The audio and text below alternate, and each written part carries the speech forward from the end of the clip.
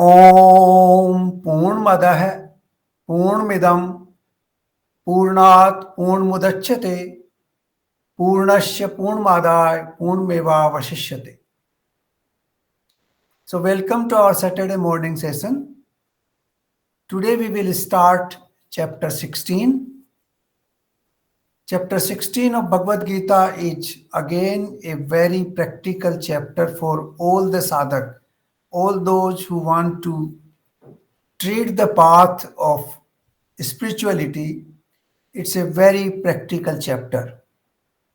This chapter is called Devasur Sampat Vibhag Yog.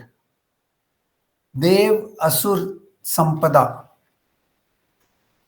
Now, before we go into the chapter and verse number 1, let me say a few things about the previous chapter. In the previous 15th chapter, we learnt what is this world, sansar kya hai, and how do we get involved into that sansar, how do we develop our own branch, how we cannot understand that sansar, and how to cut that away and go on the spiritual path. Then Lord Krishna also told about the Supreme, how he is everywhere in this world and how he is guiding all the forces, including the sun and the moon and the earth and all that is, in existence in this world. Then he talks about the three elements, that is Sansar, Jivatma and Paramatma. As we heard earlier, he talked about Jivatma in detail for the first time. He said it is my own part, but it remains attached to the body-mind complex and therefore remains under that influence. And that identification with body-mind complex is the cause of what we call enslavement of the soul. Though it is the same sparkle which is there in Paramatma, it is the same particle or same tattva or same prabha which is there in Paramatma, but because it remains identified with the body-mind complex, it is not liberated in the real sense. And if we want its liberation, then he has given a few clues in that chapter. But now in chapter 16, he gives detailed clues that how can we liberate ourselves, how we can treat the path of goodness or what we call divine path, Devik Sampada, divine path, in order to liberate ourselves fully. Therefore, this chapter provides a practical guide to all of us how we can develop these divine qualities which will actually liberate us completely and make us united with the Supreme. Now, this chapter also begins suo motu by Lord Krishna. There is no question answer in this chapter as was the case in the previous chapter. So this chapter actually is a continuous journey of chapter 15, giving us certain very, very practical clues. So now we will take up the first verse of this chapter and then we will move forward. Shri Krishna भगवान बोले, भय का सर्वथा अभाव, अंतःकरण की पूर्ण निर्मलता, तत्व ज्ञान के लिए ध्यान योग में निरंतर दृढ़ स्थिति, सात्विक ज्ञान, इंद्रियों का दमन, भगवान देवता और गुरुजनों की पूजा तथा अग्निहोत्र आदि उत्तम कर्मों का आचरण एवं वेद शास्त्रों का पठन पाठन तथा भगवान के नाम और गुणों का कीर्तन स्वधर्म पालन के लिए कष्ट सहन करना और शरीर तथा इंद्रियों सहित अंतःकरण की सरलता. Now these are some of the qualities, divine qualities which he has described. Now there is, in the Hindi version, there is some extra content which has been added. So we will take the Hindi and Sanskrit verse together to understand them. The first quality is Abhayam. Abhayam is extremely, I would say, foundational quality. We have to understand the difference between Abhayam and Nirbhaya. A thief can also be, very, what you call, fearless. A dacoit can also be very fearless. And he can attack and doesn't care for whether he is caught or whether he is sent in imprisonment. There are a variety of people who do evil acts. They can also be very fearless. In fact, the evil actors are generally fearless. Otherwise, they cannot do those acts. So, that is not the fearless he is talking about. That is called Nirbhay. We are talking about Abhayam here. The word, Sanskrit word is Abhayam, not Nirbhayam. Now, Abhayam means this total lack of bhaya.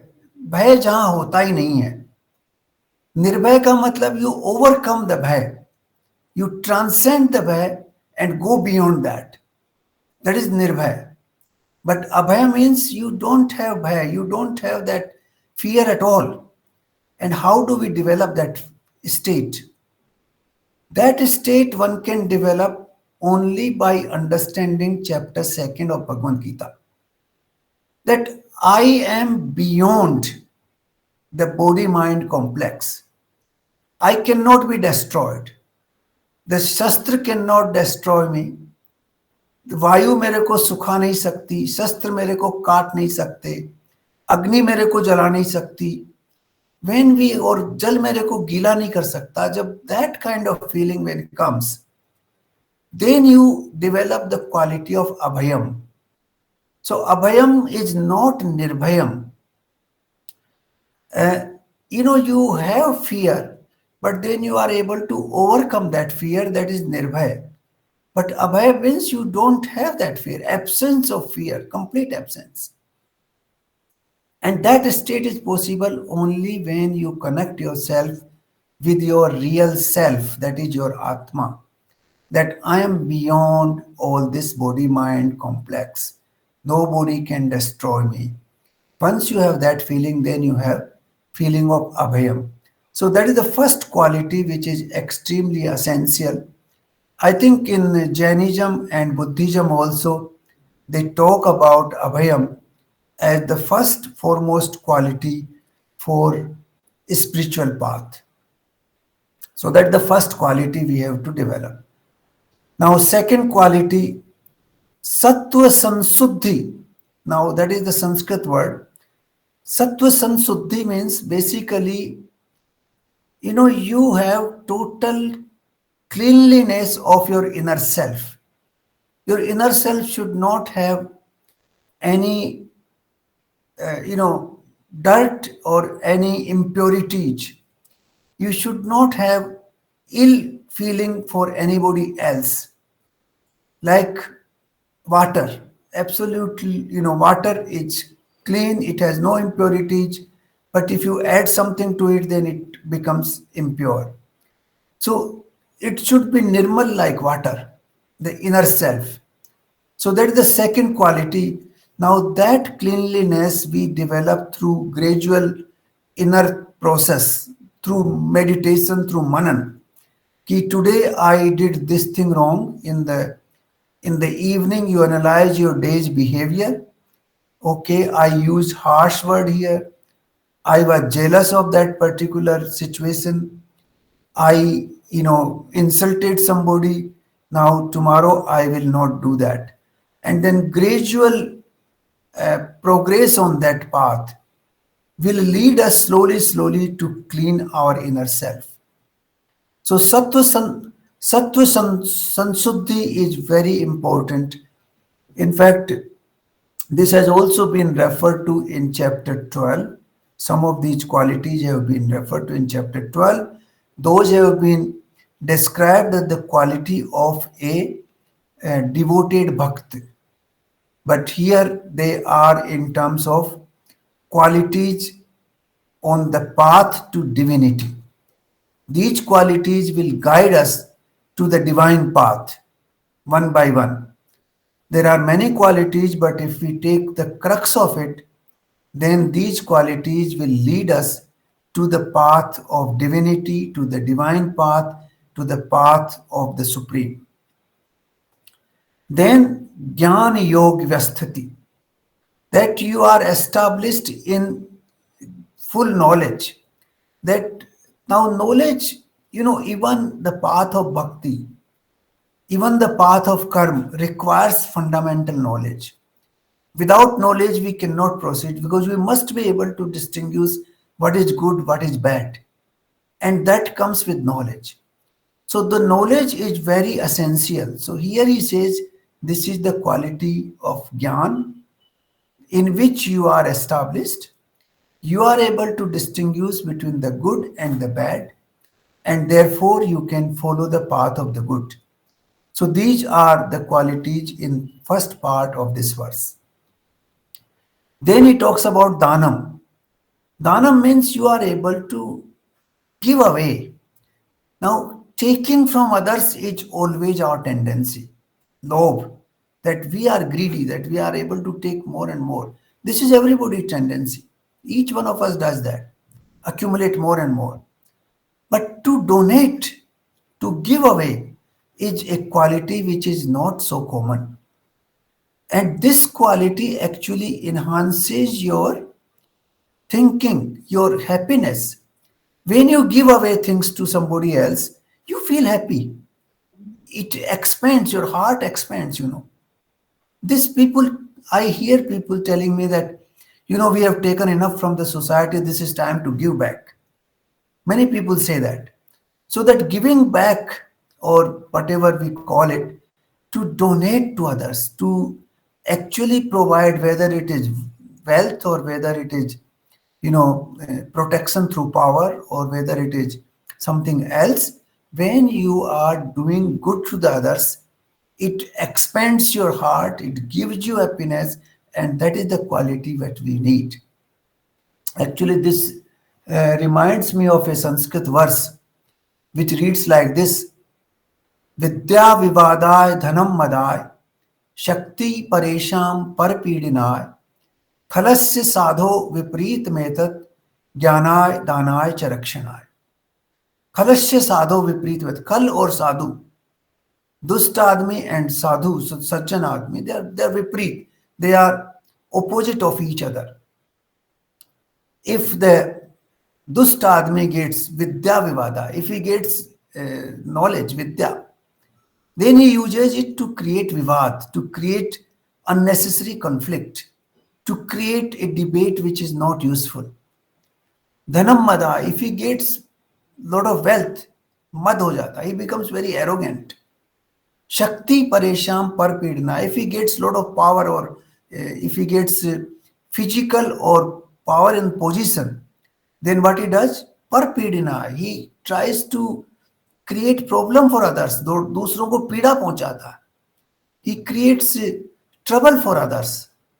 But if a sajjan purus, if a good person gets all these three, jnanay danay cha rakshanay, if the good person gets knowledge, then he enhances the knowledge of others.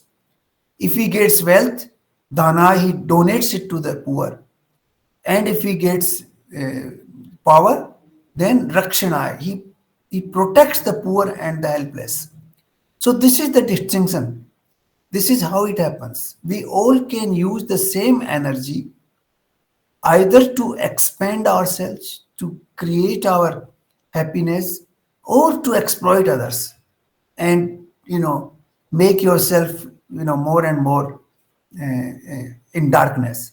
So this is what here Lord Krishna is saying, dhanam, that we should If we have the capability, if we have the capacity, we should donate to the others wherever we can, wherever possible. Then Daman. Now, Daman is very important. We have to understand Daman is normally misinterpreted that you have to keep your senses under control. Now, yes, we can say under control, but it has to be in a proper form. Now, if we understand our body mind complex properly, then the sense organs through which we perceive things, they are the organs of input. They provide us the input. With the eyes, we see things and analyze. It goes to the input, goes to the mind and the intellect. With hand, we touch, and that input goes to the mind and intellect. With ears, we hear, input goes to the mind and intellect. And then we have these five karmendriya through which we react to a particular input. Like somebody is abusing me, I hear those words. Then I react, I start abusing him, I use my speech, the karmendriya, and then I abuse him. So the input comes through the Gyanendri and output goes through the Karmendri. So this is correlation between the two. A pleasant input, if somebody gives me a lot of praise and oh, he's a great guy, this, that, I feel happy and I also praise him. So this is how normal person reacts. If somebody, is jealous of you, then you also become jealous of him. This is the normal reaction theory. But here, Daman basically means that firstly, we should avoid perception of those things which can have bad influence on our mind and intellect. Now, this is what we were talking a little while ago, that on internet, there are a lot of things which, creates bad impression on our mind and intellect. Now, it is better sometimes to avoid unnecessarily seeing things which may cause confusion. The best thing is not to see them. If you have to see them, for example, I get so many WhatsApp messages every day, maybe 300, 400. I delete a large number of them without seeing them at all. Certain messages which you think are going to be reasonably good, then you see them. Because that input goes into your body mind complex. And then it causes reaction inside you, which ultimately leads to action from your karmendriya, from your, either through thought process or through speech or through words or through action. So all that. So one of the way to keep this under, some sort of regulation is not to allow unnecessary input through our sense organs. Today we are variety of inputs. On internet it's filled with all types of things. So we should avoid that input which is going to be harmful. We also think about our children. We also tell that don't allow children to see things which are not very good because their mind is tender mind. And once these things register in their mind, they go deep down in their personality. And then it becomes very difficult to rectify. The people who are mature, they can still, filter them away. But children cannot because those registered impressions are very deep. So we have to follow the two principles in Daman.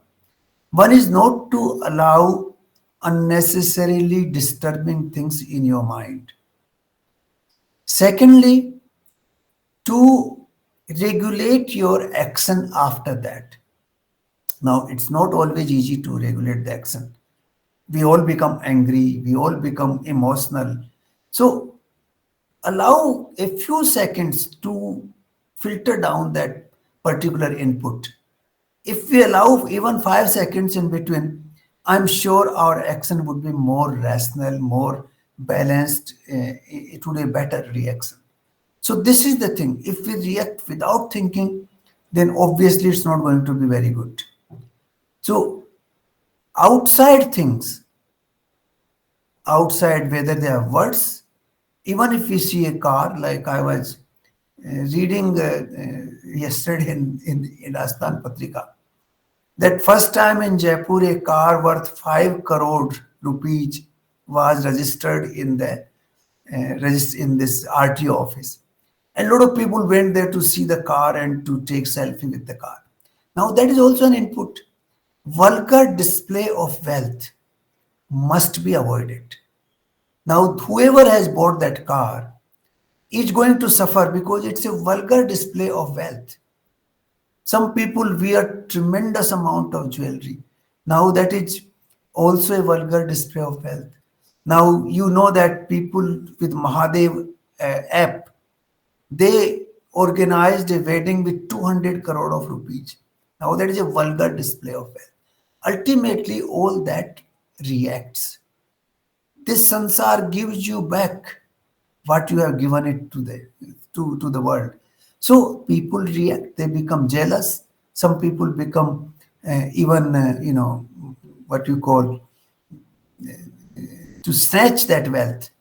They have that thing. So all those people who do vulgar display, they ultimately suffer. So we should avoid that. That is also the part of it. Similarly, we should avoid, unnecessarily going to such places where we will have to see the vulgar display of wealth. So that is some of the things which we should keep in mind when we talk about regulating our sense organs. Daman does not mean that you don't have that sense. Some people say, no, no, like I believe some people took away their eyes, saying, I don't want to see because that will impact on me. No, that is not the correct way. Because ultimately your mind can also see. The mind remains there. So you have to see things, you have to do things, but don't unnecessarily get into those areas which you know are going to create a bad influence on you or a bad reaction from you, because that will give an unbalanced personal touch of yours to that particular action reaction, to that particular conduct in the world. So that is very, very important. Then swadhyay tap. Swadhyay and tap. Now swadhyay is what is manan. Actually, manan is not really meditation. Manan is basically to think over our own conduct. Swadhyaya means to study one's own self. What I did today, what I did yesterday, how can I improve upon it? Now, that is the process which actually helps in cleaning our own self. The second word which has been used in this verse, Sattva Samsuddhi. Now, to achieve Sattva Samsuddhi, one has to do Swadhyaya. It's a continuous process. Like we want to learn a particular recipe, cuisine, for example. Now, we may not do it very good first time. We again try second time, third time, fourth time. Ultimately, you perfect the recipe and you produce a very good outcome. So this is the process. Like a student may not do very well first time in the exam, but then he prepares himself again. Second time, third time, he does it very well with flying colors he comes out. So that is what we have to do with Swadhyay and Tap. Tap is also not necessarily meaning that you have to punish yourself. It is like Buddha did. He went, he undergo that long fast, and then he realized that he became so weak that he cannot do anything at all. So you don't have to punish yourself, because this body is a vehicle of our journey in this world. So we have to keep this vehicle in right order, in correct order, in good health. If we are not able to keep it in good health, then how do perform this journey in the world? So in order to keep this in good health, you don't have to do tapa, which is going to cause you unnecessarily, body harm. So you don't have to go to the extremes.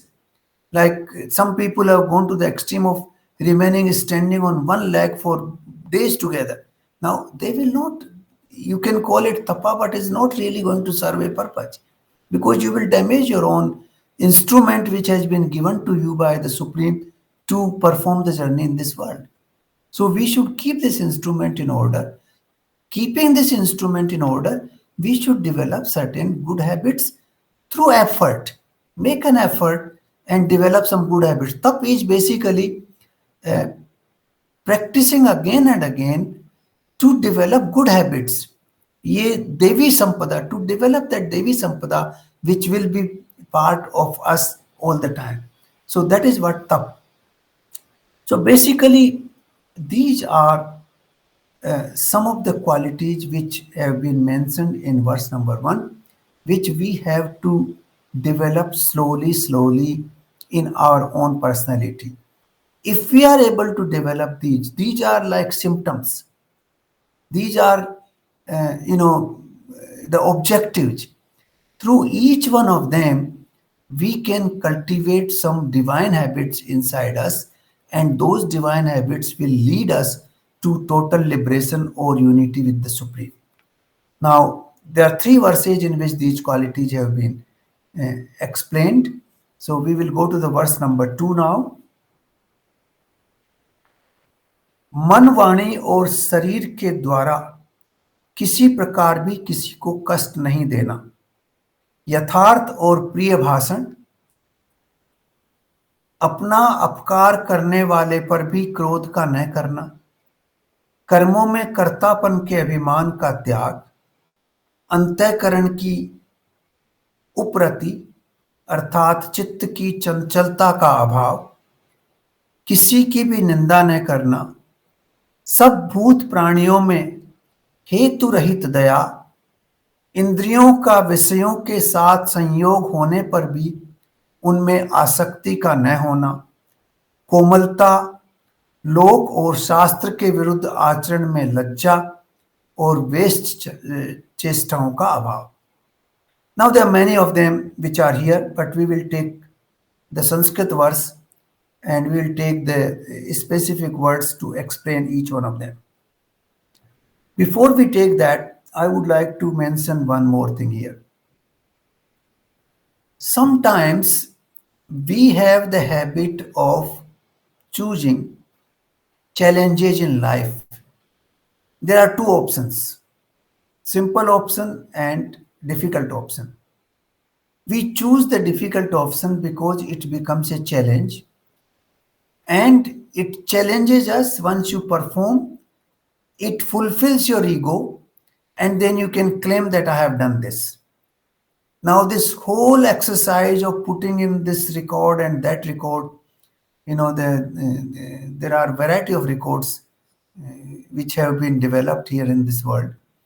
Somebody has very big mustache, even that is a record. Very big nails, that also becomes a record. If you can remain without food for 30 days, that also becomes a record. Without water for 5 days, that also becomes a record. Now, all these records, or you climb the Mount Everest, that also becomes. Now, all these are so-called challenges in life, and we enjoy doing them because it fulfills our ego. On the other hand, we do not do the things which are very simple. Now, if I walk straight, nobody will really observe me walking. But if I start walking on my head, I go in Sirsasana and start walking on my head, everybody will, look around me and my ego will be satisfied. If I take the lift and go to a building, there's no problem. But if you put a rope and try to walk on the rope from one building to another, the whole crowd will come and look at you. It becomes a challenge, it becomes interesting. So this is the habit all of us have, to take the challenge or the harder way only to satisfy our ego. Now that is not the correct thing. A simpler path is easier. In fact, simplicity is the most important virtue in life. We don't have to take complicated routes. We don't have to set records. These records will have no meaning ultimately once we leave the world.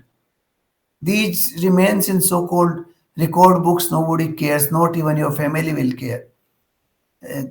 They wouldn't even know what kind of records you did. And even if they do, what purpose it serves? No purpose it serves.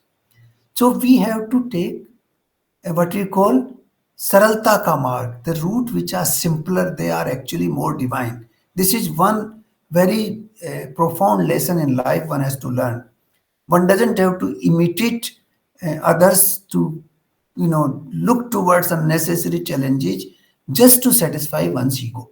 That is very important. The ego plays very important role in all these records. So why? It was because this will come into this verse number 2. मन वाणी और शरीर को किसी प्रकार भी किसी को कष्ट नहीं देना. Now that कष्ट नहीं देना, how do you achieve that? If you have a very simple life, you will not bother others. You will not hurt others. You will not create problem for others. But if you take the devious route, if you take the harder route, you will create a lot of problems. Firstly, you will create problem for the nature. You will destroy a lot of natural beauty. Then you will create problem for the people. You will, agitate them, do this, don't do this, give me this, don't give me this.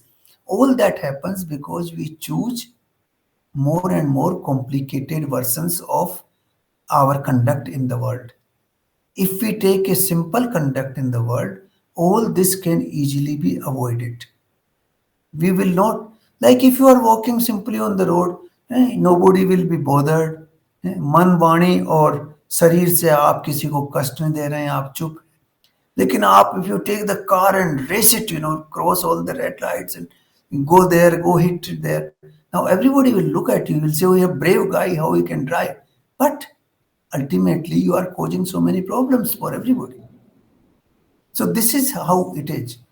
We have to keep our life as simple as possible. That is the way to avoid, creating problem for others. I see in Jaipur every day, people just park their car in the middle of the vehicle and start chatting.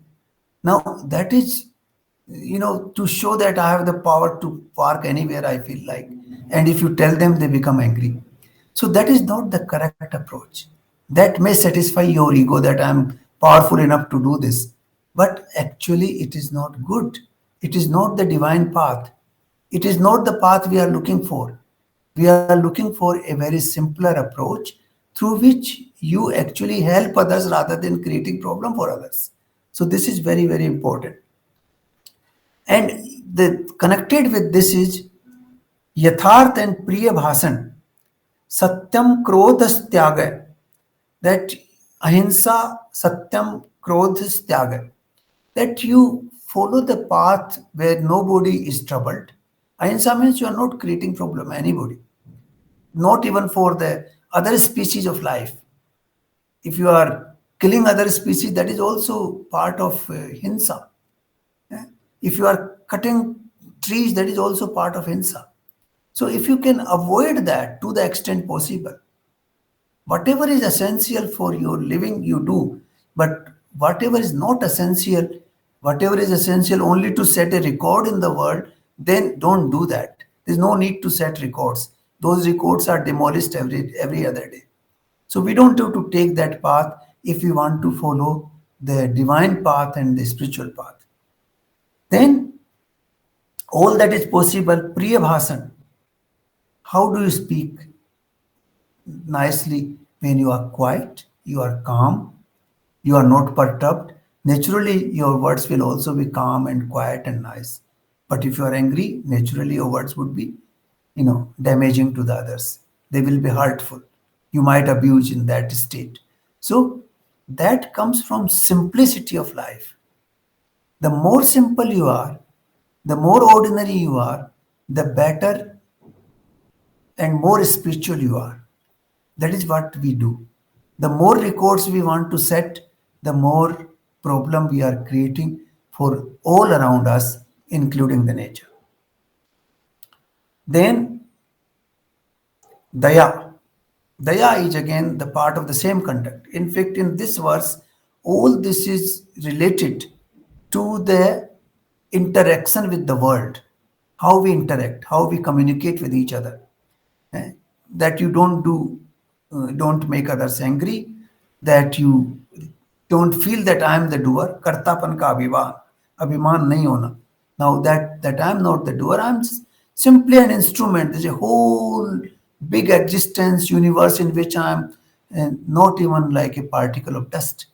Because if we think this whole universe is so large, even scientists say that only 4% is manifest.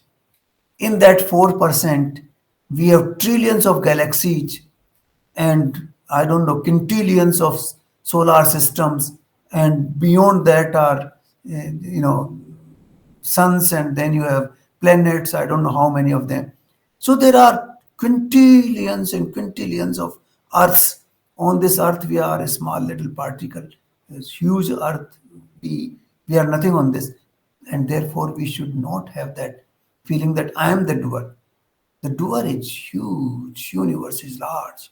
I'm a small little particle, and therefore that feeling that I'm the doer should not be there. And you know, chanchalta. Now, chitta ki chanchalta. This is very common. Chitta ki chanchalta, like you find you give a child is crying for a toy. You give him the toy. After 2 seconds, he leaves that toy, he tries for another toy. Then after getting that toy, he tries for another one. This is the way we all behave.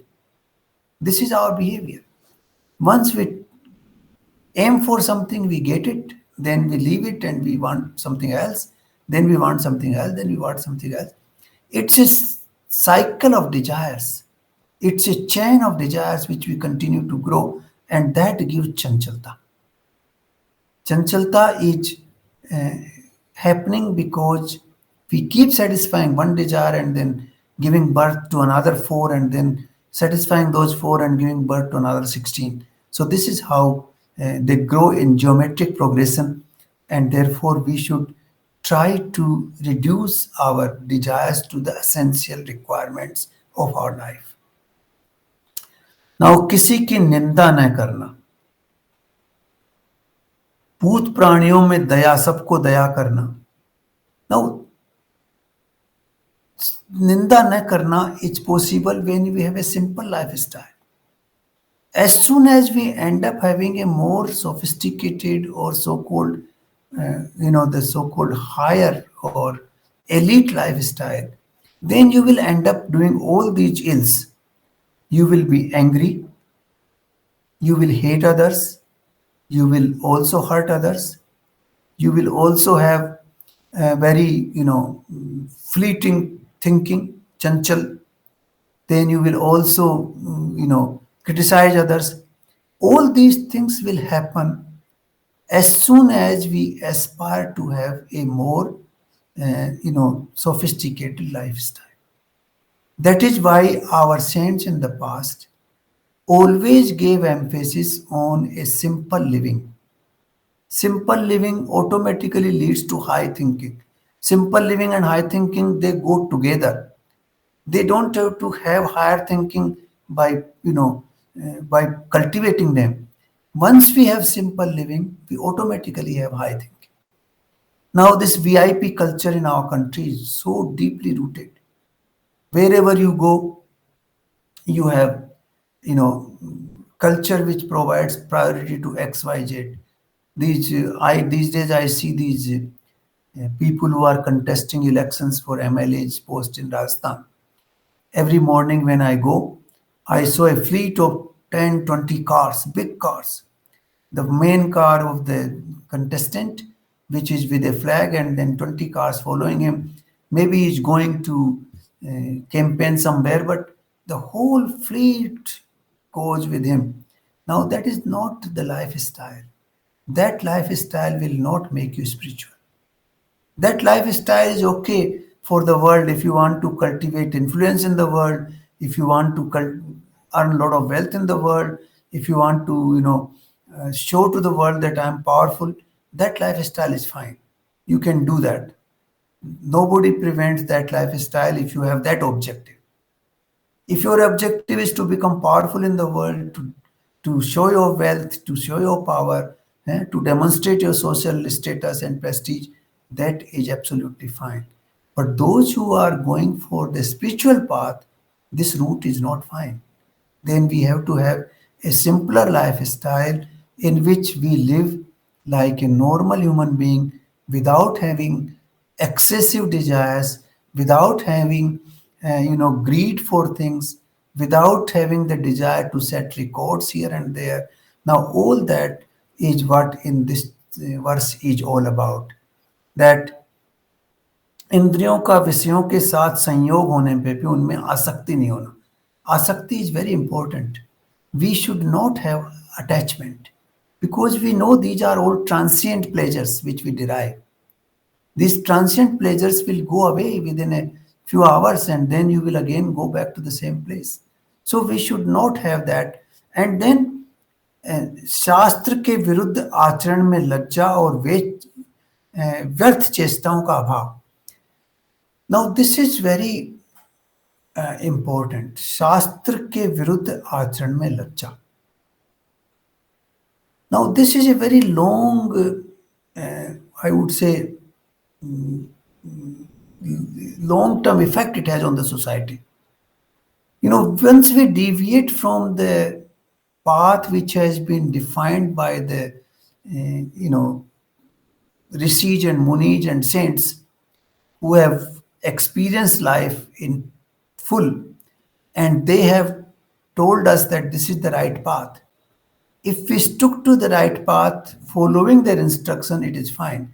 But once we start deviating, then there's no end to it.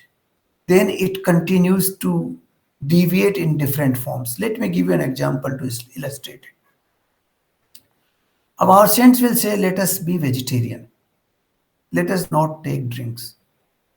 Because drinks, why do we take? Because we have some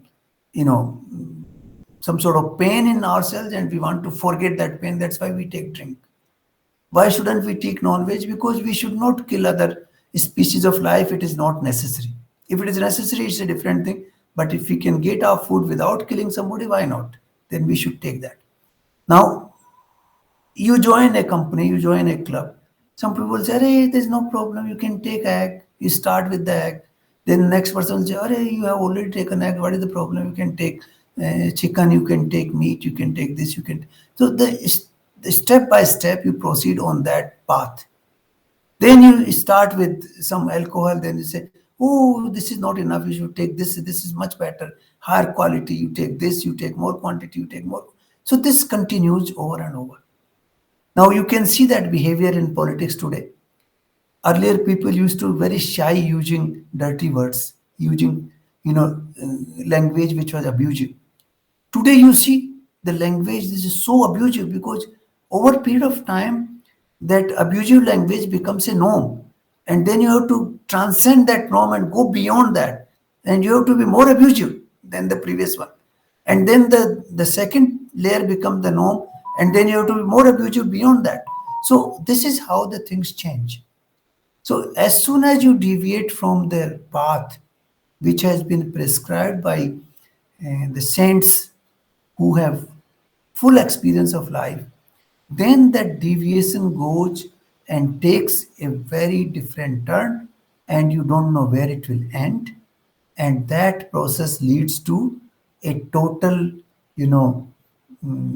what you call vikrati in life. The life can be totally in a total astray in a very different way. So we have to follow certain basic norms in life, and those norms can be defined by the scriptures or by some good people or by some saints. And you follow those norms. That is what one should do. So these are some of the things which are mentioned in this verse number 2, which are all in fundamental related to a very simple, normal human life, not a life of setting records, not a life of greed, not a life of accumulation, not a life of great power and prestige. Of course, one wants to do that, one can do that, but that is a different path. That then will not be the divine path which Lord Krishna is talking about in this chapter. So if we want to follow the divine path, If you want to have that sampada, which is Devi Sampada means the asset which is lead you to the divinity or to divine, that Sampada if you want, then we have to follow this path. But otherwise, of course, in the world, you can follow whatever path you like. Some people believe that we don't have to follow the divine path because all those people who follow divine path, they are suffering one way or the other, but they don't know whether they are suffering or not. They are seeing from outside. I see a poor man sitting on the road. He is very, poor. He's not looking very good to me. I might feel that he may be miserable. But inside himself, he is, may not be miserable at all. He may be quite happy. Now I am discovering very poor people. In recent years, I have discovered many poor people who are very happy, who don't want to be rich at all. You don't want to get into limelight, don't want to do things beyond that. So I think we don't have the right to judge others based on how they look. We have to actually ask their opinion to understand them properly. So sometimes we also misjudge people because we judge them based on their apparent outlook or apparent appearance, based on their appearance. So I think that is not needed. So these are the two verses we take today, and then we'll continue on this chapter later on. So in the first verse, Lord Krishna talks about inner purity. He talks how we clean ourselves inner. It starts with abhayam, and then sattva sansuddhi, that all that. And in the second verse, he talks about a simplicity in lifestyle. That is what these all these qualities will automatically happen once we follow that. So I will end here. If you have any queries, I'll try to answer them. Thank you very much.